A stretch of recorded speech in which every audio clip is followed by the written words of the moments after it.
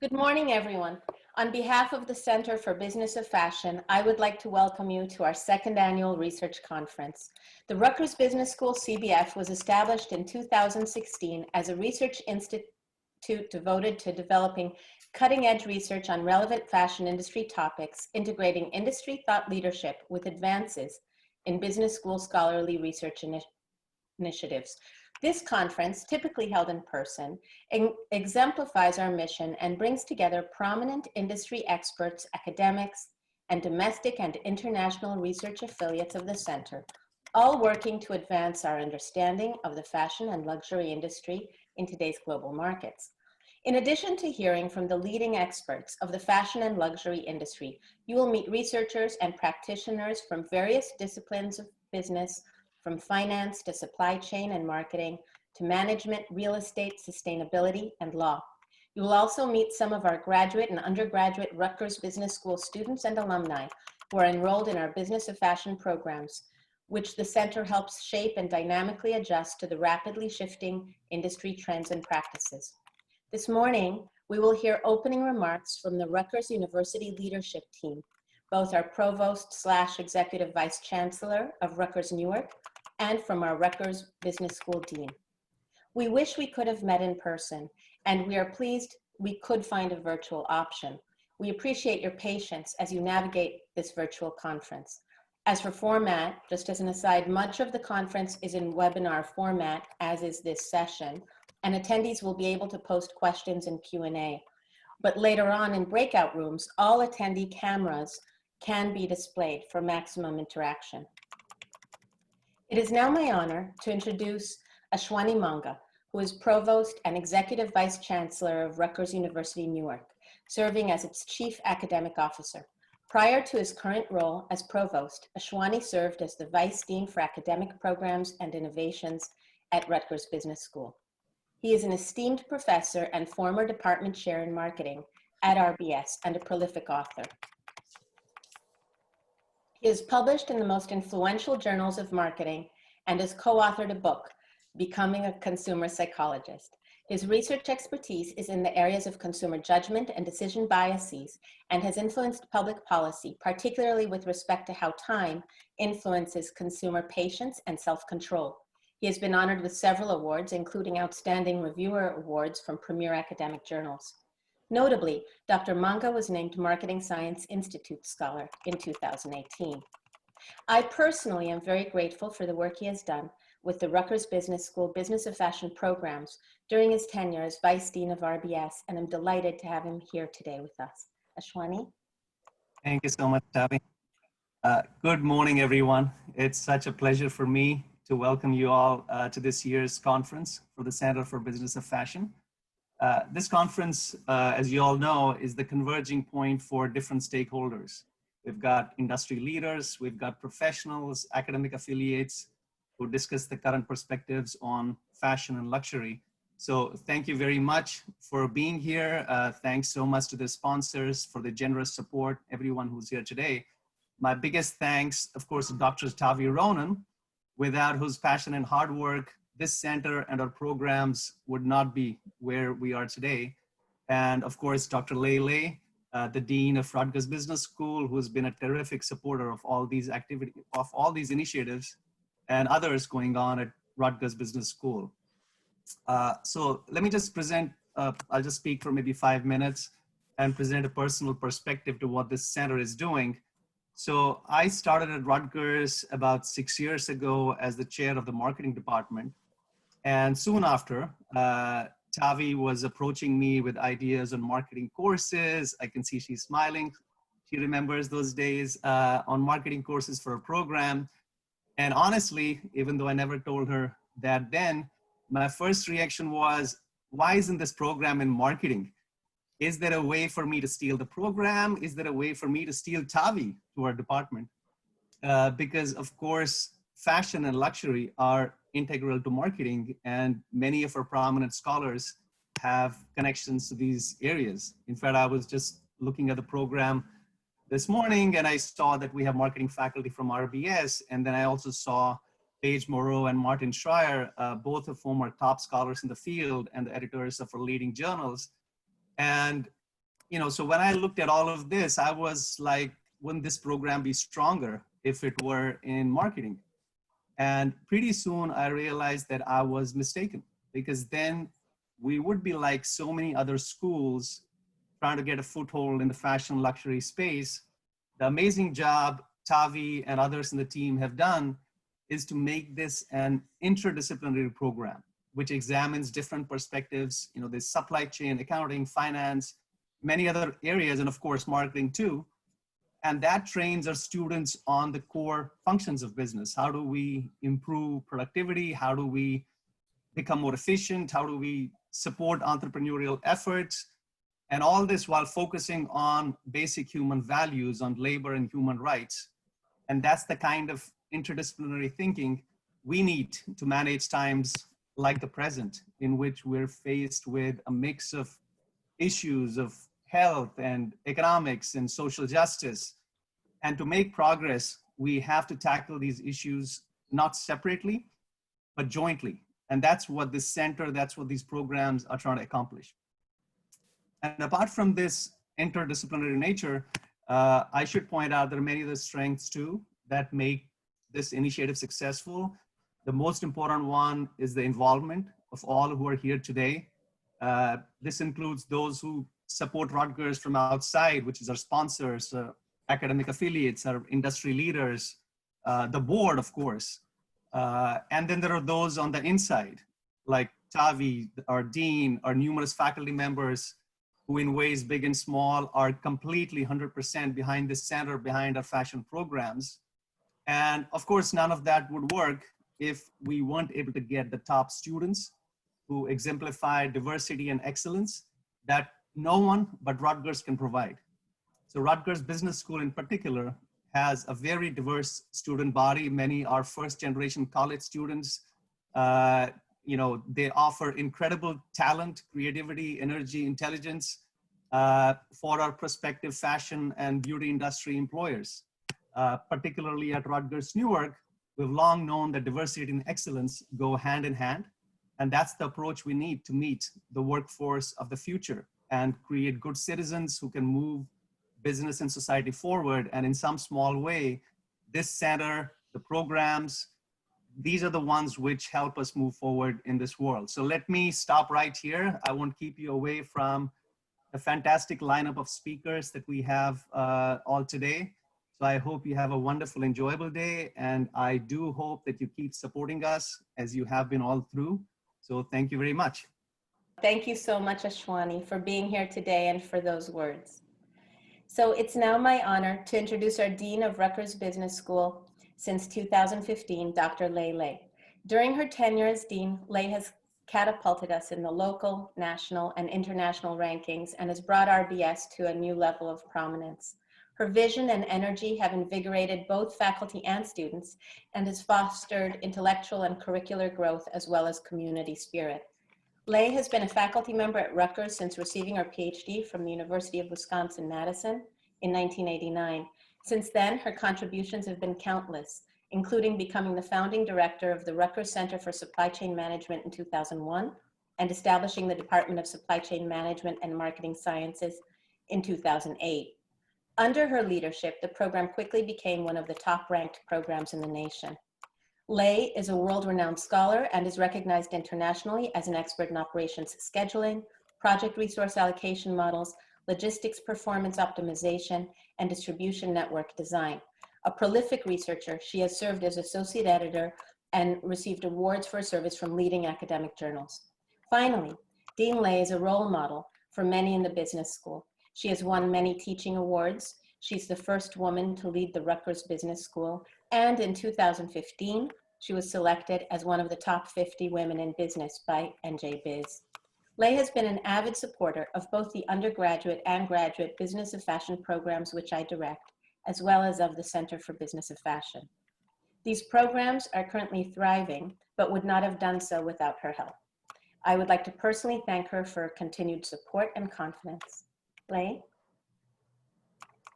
Thank you, Tavi. Thank you. Thank you. So I'm very happy to see you all and welcome to this annual research conference organized by our Center for Business of Fashion.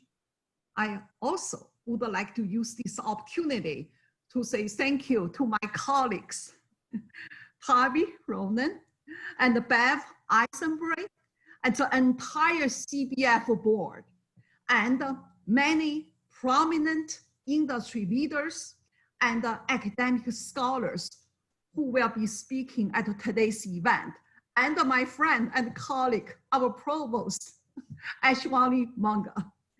And I thank you for your joint effort and contribution towards the development of research, best practice, and education to advance the fashion and luxury industries. The Center for Business of Fashion is one of the strategic centers at Rutgers Business School. And as a top public business school in the Northeast of the US, one of our core missions is to partner with industry leaders for innovations and to prepare the best and diverse workforce for the future industries. We have been working very hard toward that goal. And I have 2 slides from my PowerPoint I picked up this morning to share with you, and just as examples about our measurable result toward that mission, preparing the future workforce. I think that is also the theme of today's event. Let me just quickly pull up this 2 slides to share with you. These the examples we had. I would like to share with you example result achieved during the past 7 months, shortly before COVID outbreak. Financial Times published a major article that is on what leading business schools in the nation have been doing to prepare the student for a successful business career, especially for the student from a less wealthy background.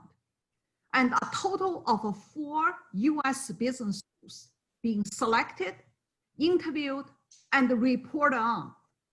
And among the 4, 3 of those are private business schools: Harvard, Columbia, and University of Southern California. And we are the only public business school being selected and reported on in that article. So we are very happy for that. And I'm very happy to see that is a joint effort of our faculty staff, our board members, corporate sponsors, and recruiters. And you see a number of them here today at this event. And so worked together, we placed Rutgers Business School on the national map. This is just one of the many examples what we achieved. And here's another example. This is something happened during the COVID outbreak, during our spring semester, after we moved to remote. And that was a huge undertaking to move all the course from face-to-face to remote. And so actually, I want to give you some, to say something. Thank you for your strong support. We had a very smooth transition process, very successful transition process to go to remote. So this, what you see here, is another report by Points and Quants about a ranking of a top US undergraduate business programs in terms of a return on investment for a business degree. In terms of a 5-year ROI, you see, we got a very impressive result and a very impressive ranking in the nation. So that 5-year ROI is essentially, that is the starting salary of an undergraduate student multiplied by 5 and minus the total spending they and their parents paid to go through the 4-year college, get an undergraduate business degree from others. we got a very strong result. And you see, we are also among the top 15 in the nation, together with some other schools like UC Berkeley, U Michigan, Indiana, etc. So you see those names. Whatever you see in the middle of these slides is a quote from that report. So again, even though our tuition is relatively low because we are public business school, however, the other factor in that equation, that is a starting salary. We are very proud of what our student made starting salary. And we are very happy for them, for their parents. And we are very happy on what we achieved towards the mission of this large public business school. And we are very happy to see that is also the focus of today's conference, Harvey's conference and Bev's conference. Together, we all look forward and to see all of you who have a very productive and very successful event today. Back to you, Tavi. Thank you very much, Lei. And with that, we will turn to our morning plenary session. Our moderator and panelists for the session are already in the room.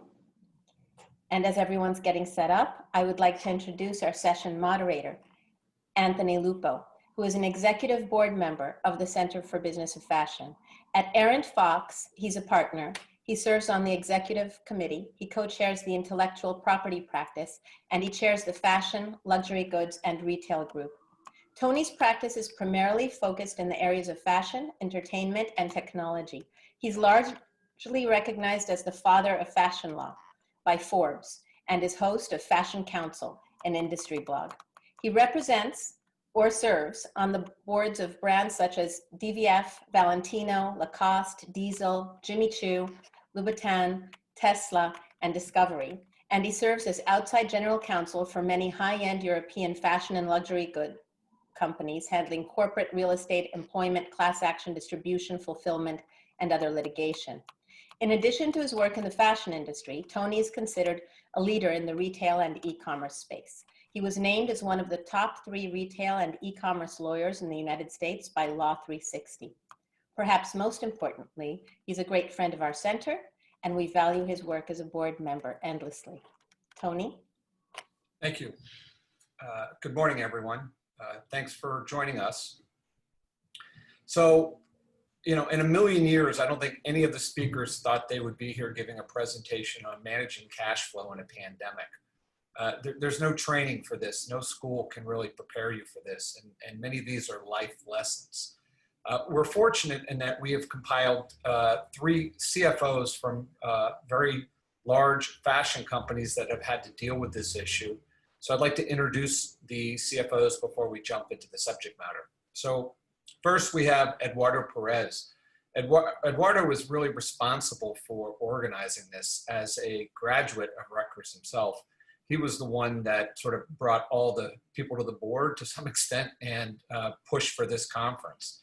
So Eduardo is the CFO at Saint Laurent.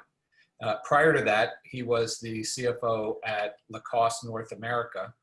And as I said, he is a graduate from Rutgers. Next, we have Donatella Bourignon. Donatella is the global CFO at Alexander Wang.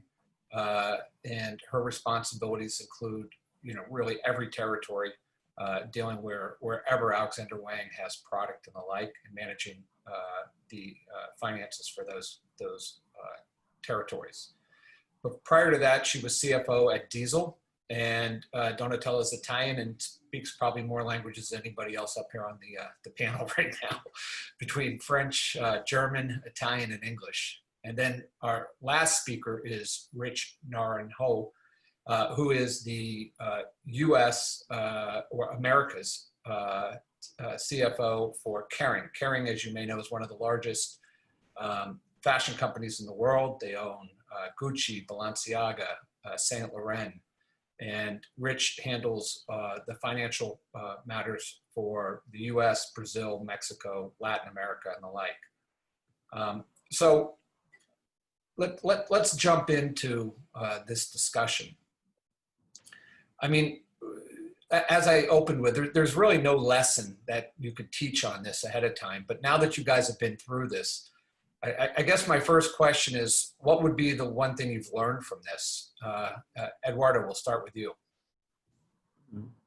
Thank you, Tony.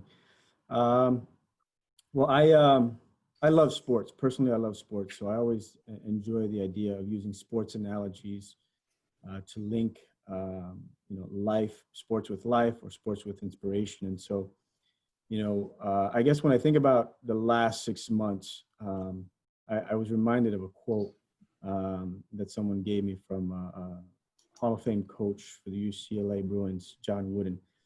And he said something along the lines that hardship brings people closer together if you share it.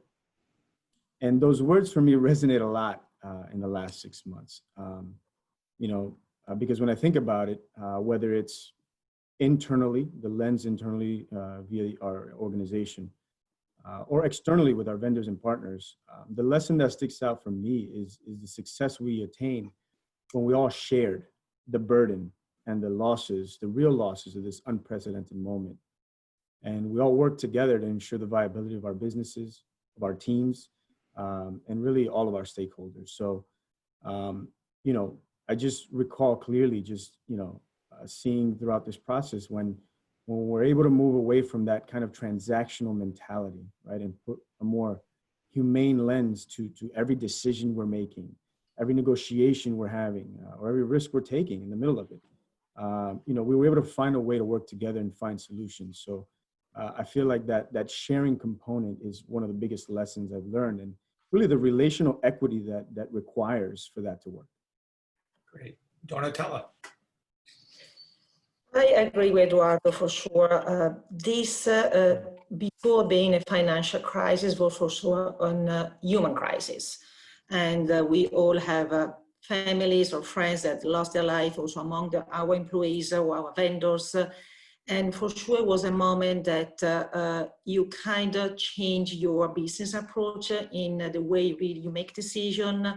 And you really have to be intellectually honest and very humble when you talk to your vendors, you talk to your customers, and also to your employees and your colleagues, and come to the table finding a common solution, a middle ground, making sure that basically both parties are coming out in winning, and making sure that any decision was sustainable, because it was for sure a situation where you have to share the pain. It was no business as usual.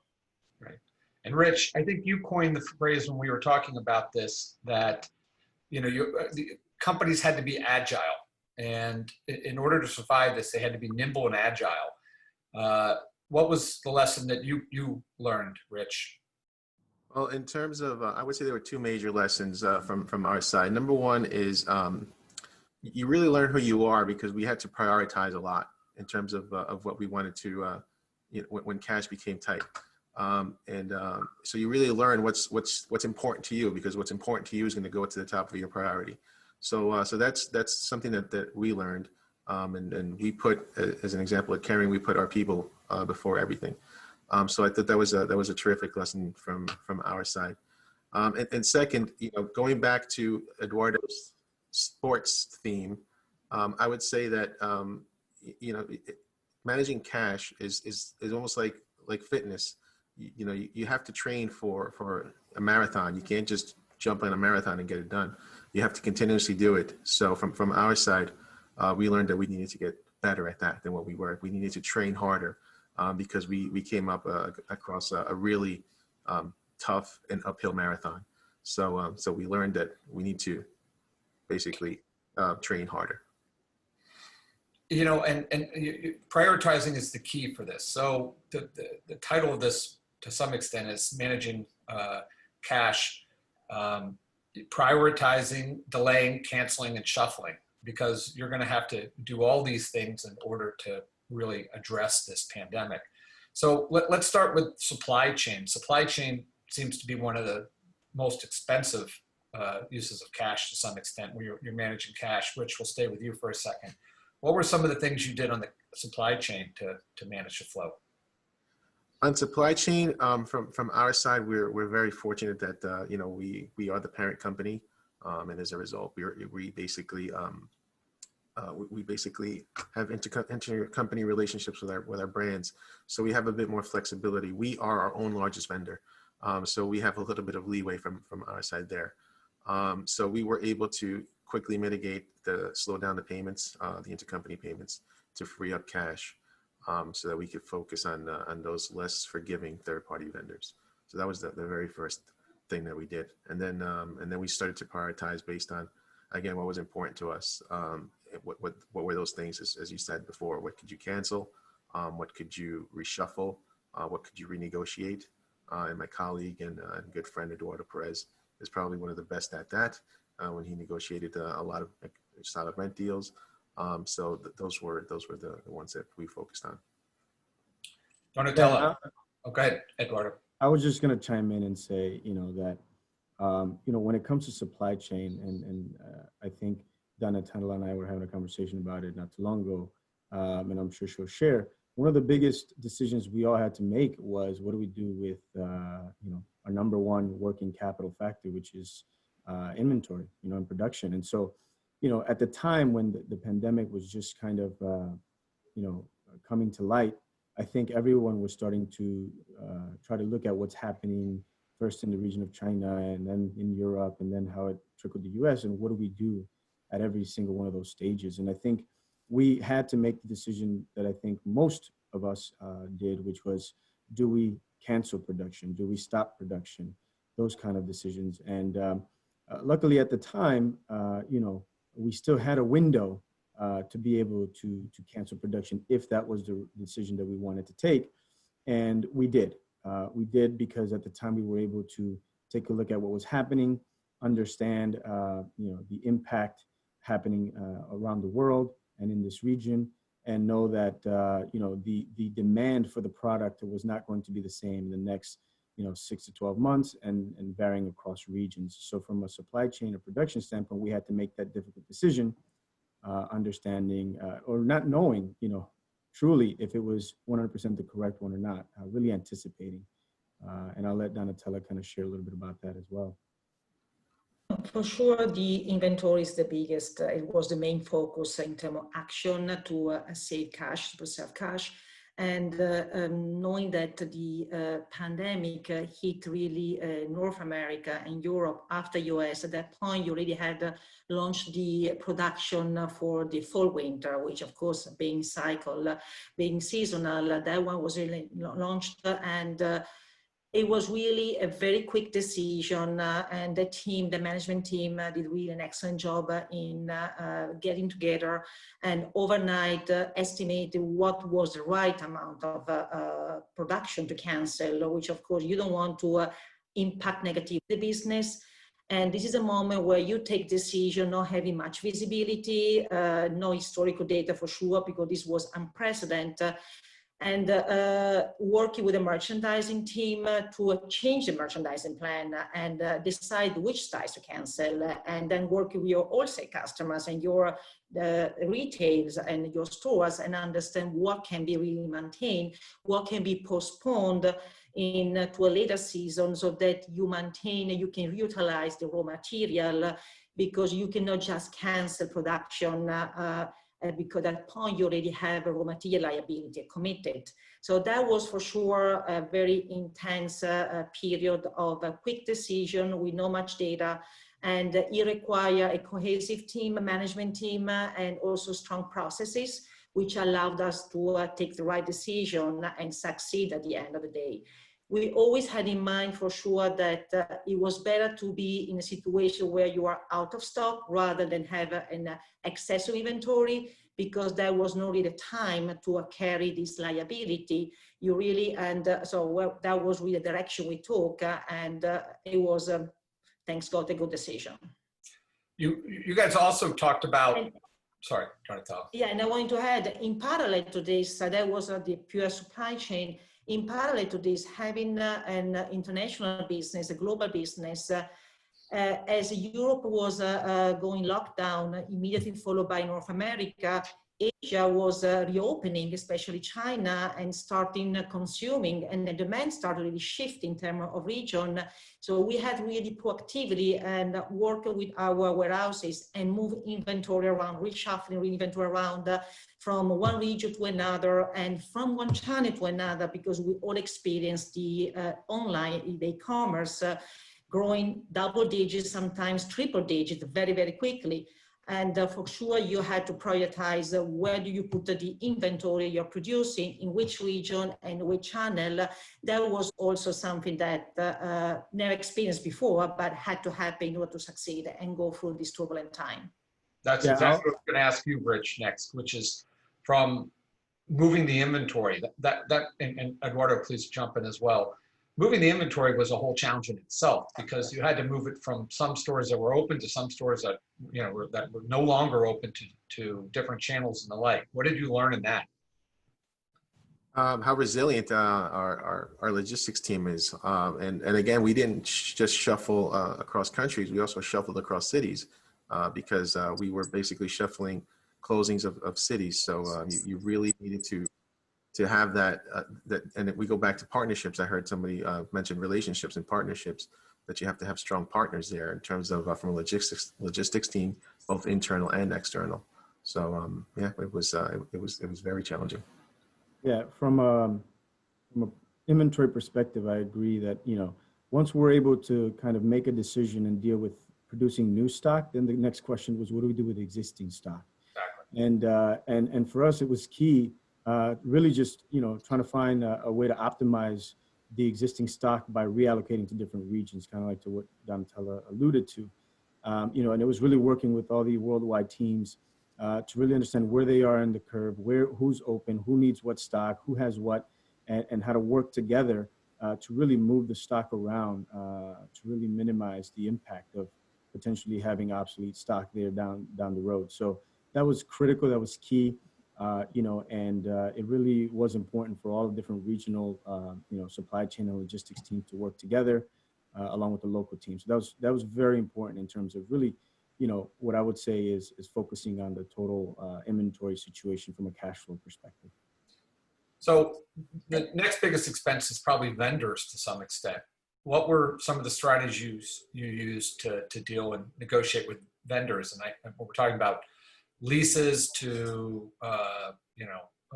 other factories, to even the lawyers, which have to get paid at some point. So what were some of the strategies you guys used?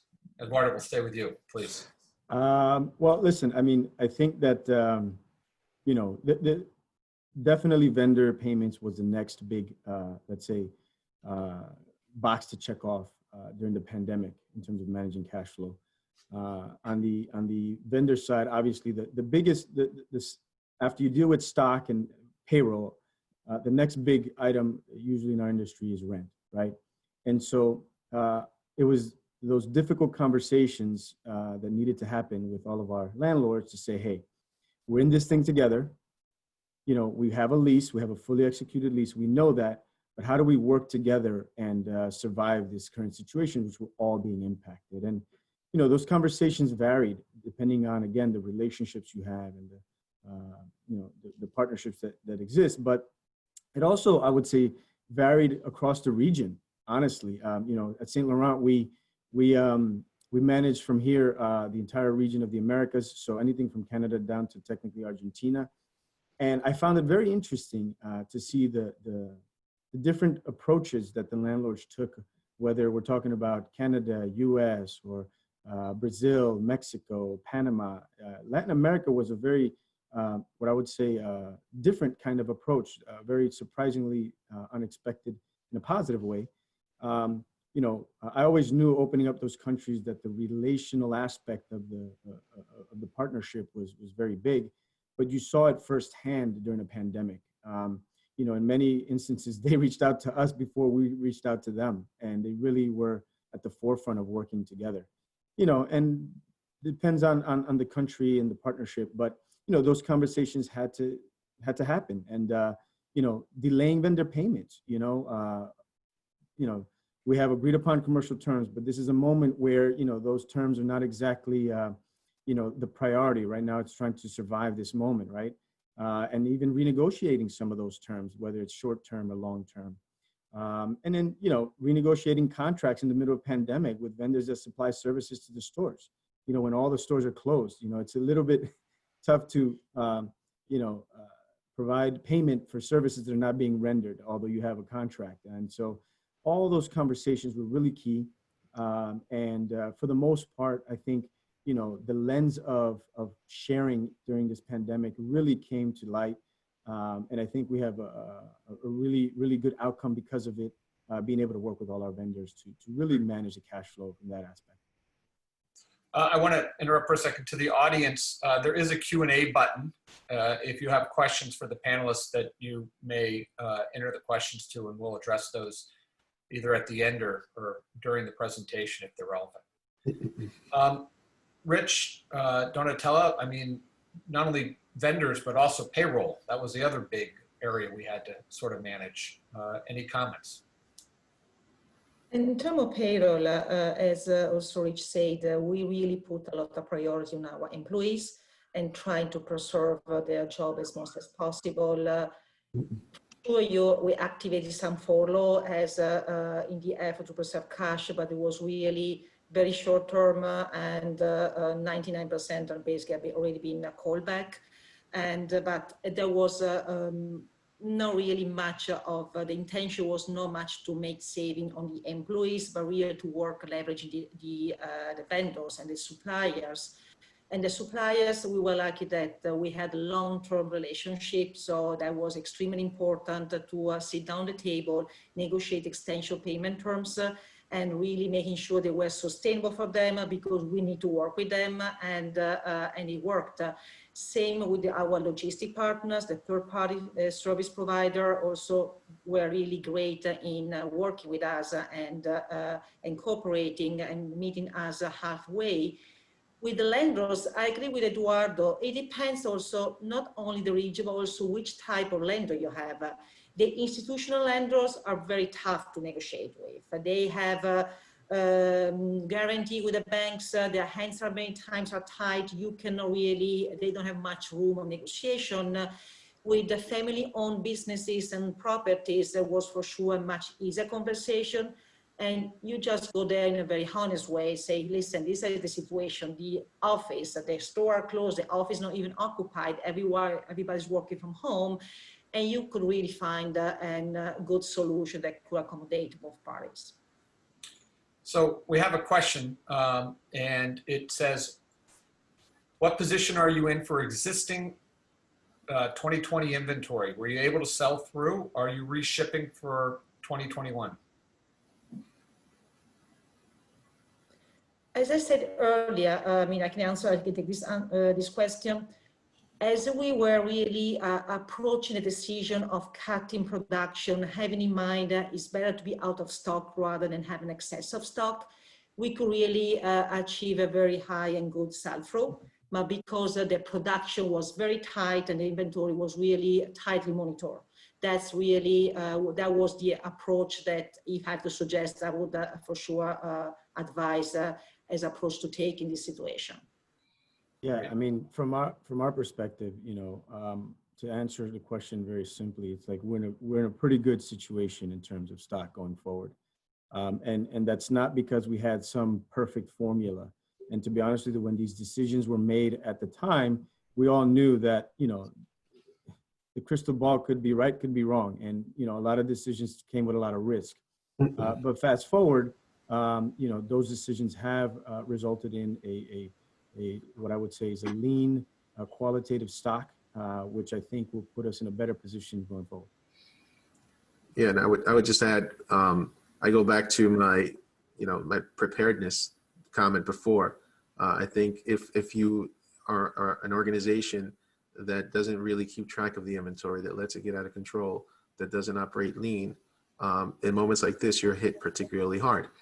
If you're constantly training and if you're constantly disciplined during these moments, that pays off. So I would say that. And one last point is diversity of channels as well. I saw in the question that the person was asking about outlets. So you also need to move the inventory through whatever channel is moving the quickest, such as e-commerce, which people are working from home, people are at home and still have hopefully internet connectivity and can do that. So you need to maximize those channels as best you can. Which is a great dovetail again to our next section, which is really agility. And I think you mentioned, Rich, earlier on that one of the big changes was going from retail to e-com. And I had read a note the other day in a paper that was saying that the number one spend for companies usually is employees, real estate, and then technology. But after COVID, you're going to see technology move into the number 2 position as companies move forward. So it really required a big change in the company and the way they think to deal with the onslaught of e-commerce in this moment. How did you guys adapt? Well, from our side, again, it's setting yourself up from the beginning to be in that position. So Carrie had just moved into a new distribution center, and that distribution center had already been set up in a way with the intention to be agile, to be able to move from one channel to the other as quickly as possible. While it wasn't perfect, there were things that we needed to work out. We were definitely in a position to shift resources more readily to the e-com business to accommodate that and to support that business and less so on the wholesale and the retail. And I think that if you don't have a strong digital platform, you're probably going to start to reinvest in it. It's a tough time. Yeah, absolutely. And I think that you see the people that are, that were able to survive a little bit and keep their head above water, were those people that had that channel that was able to connect to their customers. So I think that's definitely going to be a drastic change. And just to add on the digital aspect of Rich's comment, I mean, for years, consumers have been shifting shopping habits to more digital channels. I mean, that's not a secret. What this pandemic did was highlight the importance of the digital space and the speed up of the process. With everyone in lockdown and almost everything closed or limited, it was natural for people to shift to digital for our everyday needs or wants. And whether I speak in general or specifically about my organization, I think the general consensus is that if an organization, if your digital footprint was behind and your technology was behind, it's now the number 1 priority to establish. Yeah, which is one of the questions I think we got from one of the listeners, that how have your financial priorities changed? And clearly what I'm hearing is e-commerce has become even more important than it was before, not that it wasn't important. And so what do you guys think the retail footprint's going to look like when we come out of this? Do you think that you need as many stores as the industry had, or do we feel that e-commerce is going to be a bigger player? Eduardo, you want to stick? Sure. I mean, for me, when it comes to our segment of the retail industry and luxury, for sure, digital or e-commerce will take a larger, chunk of the pie. But at least in the world of luxury, the customer experience is still and will always be necessary. I know there's the question going around for quite some time about, whether it's needed or not, the brick and mortar. At least in luxury, it is. Our client not just needs it, but wants the physical interaction and the experience at the store while trying things on and getting to know the brand at an intimate level. So it's not going away. I think it's just changing, from a physical, brick and mortar presence. Would you agree, Donatella? I definitely agree. For sure, retail brick and mortar is not going to disappear. It's going to stay but it's changing. It was already changing before COVID-19. It's changing in terms of being more experiential and having an omni-channel is now being accelerated. For sure, the customer want to have go into a store and have a nice experience. They don't necessarily convert into the stores. They may convert later on the on e-commerce side of the business. But I don't see really stores and retail disappearing. Same for the wholesale channel, their brick and mortar. I believe in a balance of all the channels coexisting. Even if for sure we all experience e-commerce taking a bigger size of the market in the past 6 months. And if I may chime in, Both of my colleagues mentioned experience, and I think that's the most important aspect of it. In all my time, I keep hearing the retail store of the future, and everybody's searching for the magic formula. What does that retail store of the future look like? I think that people are still looking into that. What is that? What is that magic formula? And for sure, experience is at the heart of that. And I think that the retailer that breaks through that and discovers that is going to do really well, and everyone will probably follow suit very quickly to copy that formula. That's my personal opinion of what it's going to look like down the road. And how do you guys, switching gears to IT for a second, how do you guys think your IT group did? I mean, you had to convert corporate-wise very quickly to move your corporate office, out of their locations to some extent, and everybody working at home. That's a big shift for a lot of companies that are not technology companies and are used to going in every day. It was for sure crucial to have a strong and prepared IT. The decision happened overnight. You moved hundreds of employees to a work from home situation. And of course, you have to make sure that laptops are ready, connection, configuration, and especially the network is safe because hackers and cybercrime are still there more than ever. So all this has to be basically realized, achieved in 24 hours as a notice, but that was an important element, allowing us then to work normally from home the day after. Rich Yeah. or Eduardo?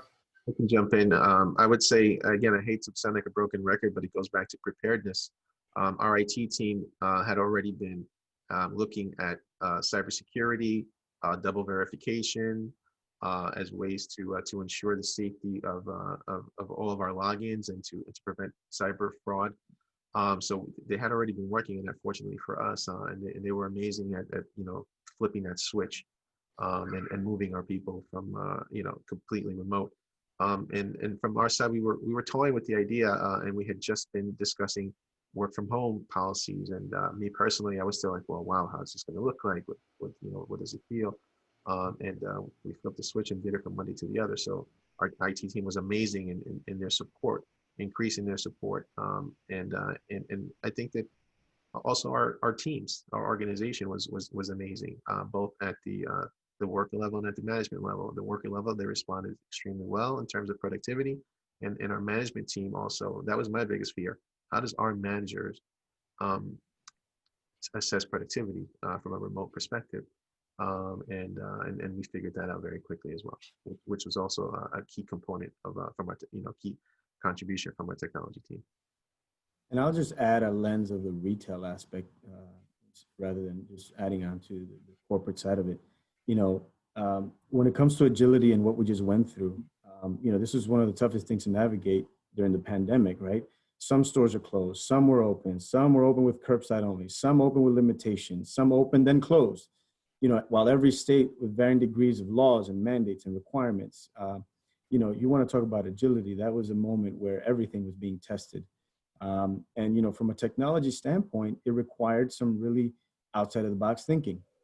When curbside became the only way to do business in some markets, it's like, okay, well, if our mobile POS is not, our mobile payment options are not working, what do we do? And for the IT team to be able to find immediate solutions that cross off all the boxes and allow us to do some business during the pandemic is what I would say is what we would want, what we would expect, and what we were able to get from our IT teams and our technology infrastructure. So the agility from a technology standpoint is key, and that whole curbside pickup and the technology needed to execute it properly was just one example on the retail side.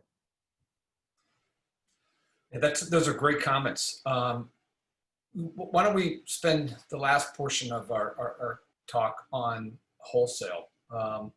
Clearly, wholesale's been impacted just as much as retail has in this instance. So what are your strategies, going forward with wholesale in the current state that they're in? I guess I'll just start by saying that, wholesale definitely was quite a challenging channel, to really navigate through during the pandemic. I always call the wholesale channel a complex partnership, because it is. It always has been.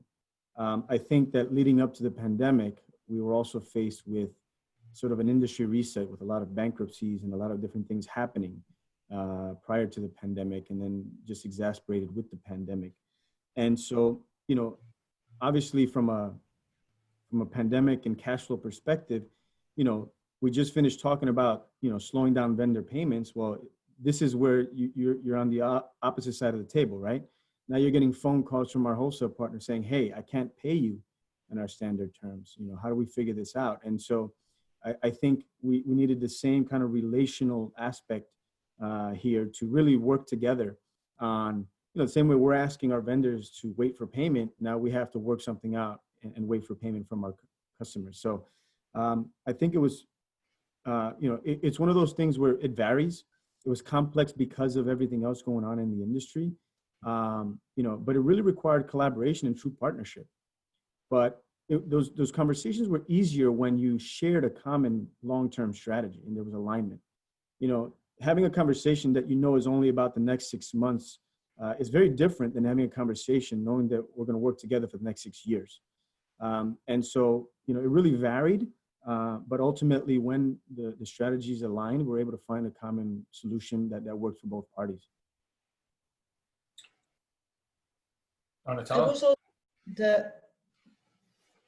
would also add to what Eduardo said, that it accelerated also a different approach in the way you work with these key department stores and wholesale business, and the way they do the buying, being more retail oriented, using more retail KPIs, making sure what they buy, there was really the best seller, something that can really increase their performances, because at the end of the day, they value the brands that really have high performances, that they can really generate cash and pay their bills. And for sure, then the discussion in terms of payment becomes much easier. Of course, they will call all the vendors, making sure they can get some stretch in the payment terms. The net 30 becomes 60, sometimes 90. But the conversation was for sure easier if on top of this, of having relationship and long-term strategy, you also have good performances that really they trust your brand, they can really invest in you.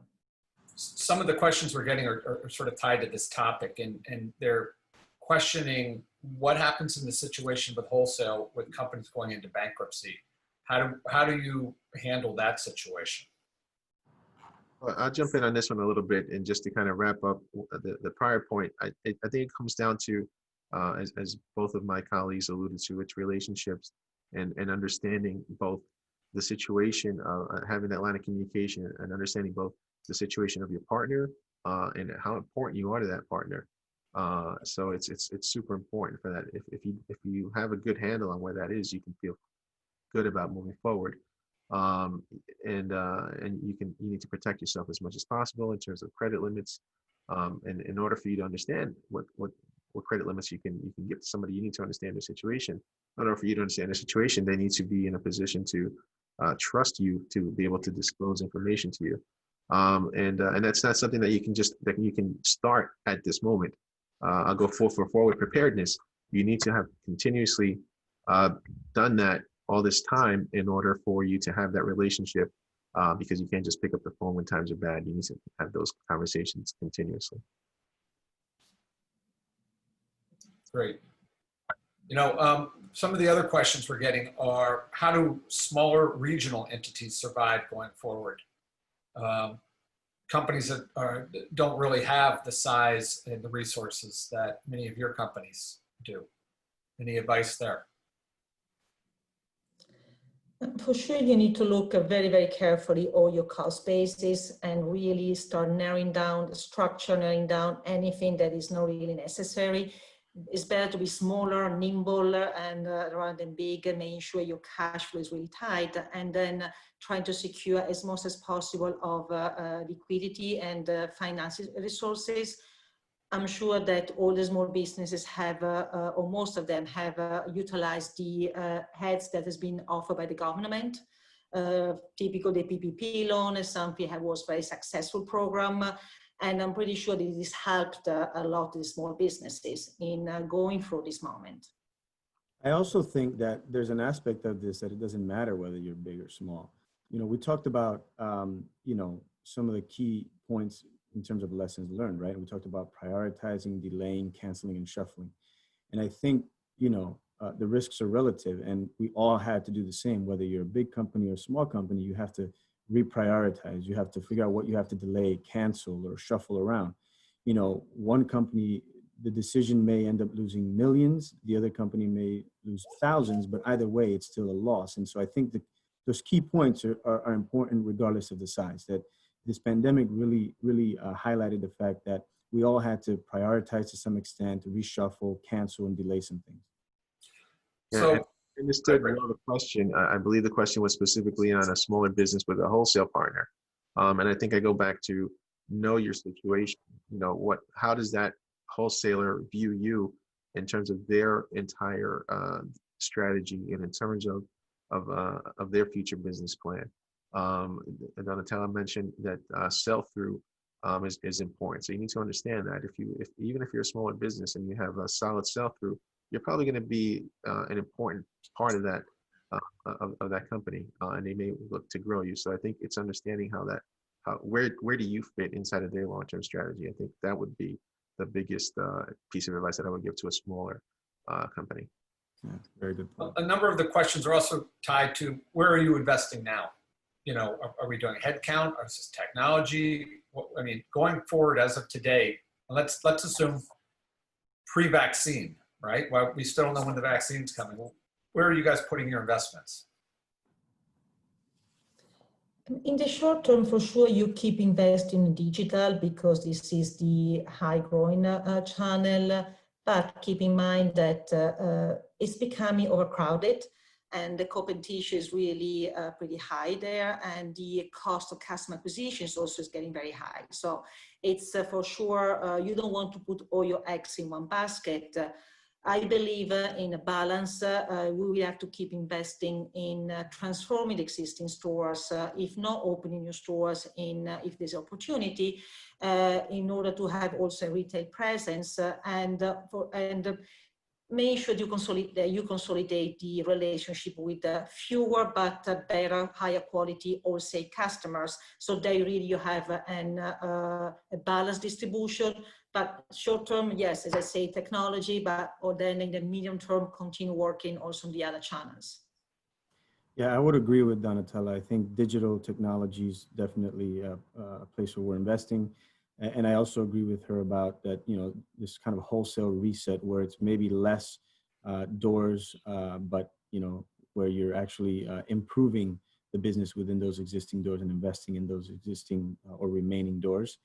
And then, I would add brick and mortar as well. I think it depends on where you are on the maturity curve, right? Whether you're a startup or you're a brand that's been around for 100 years. Depending on where you are in that curve, you really shouldn't stop the idea of investing in traditional brick and mortar if it makes sense for you where you are and depending on your outlook post-COVID, right? So at least we at St. Laurent continue to add that to the mix as well. Whereas maybe some other more mature brands maybe are delaying a little bit, but so I think digital, a sort of wholesale with a reset mentality and still some brick and mortar are still part of the investments we're looking to make. I will say this is a moment of opportunity. And if you have the ability, the leases that you're going to get, the ability to move forward is much better than it was 6 months ago. Now is the time if you're looking to open up some retail, hopefully delaying it for 3 to 6 months, but there are deals to be had out there if the money is there. Rich, do you want to have our last word? I think, like you said, cash is king, and it's going to be basically whoever has the cash right now is going to be able to reap all those benefits of what you just mentioned. And I'll just say one last thing: you need to keep your long-term strategy, intact, and you just need to tweak it. But if you truly believe in your long-term strategy, whatever that is, you need to be faithful to it, and as long as it's functioning as you're expecting it to. And then just tweak it accordingly. But you can't just throw your hands up in the air and run around. You have to make sure that you're slow, steady, and continuing looking towards the long game. Great. So Eduardo, Donatello, Rich, really want to thank you guys for joining us this morning and sharing your wisdom. I hope it was valuable to the audience.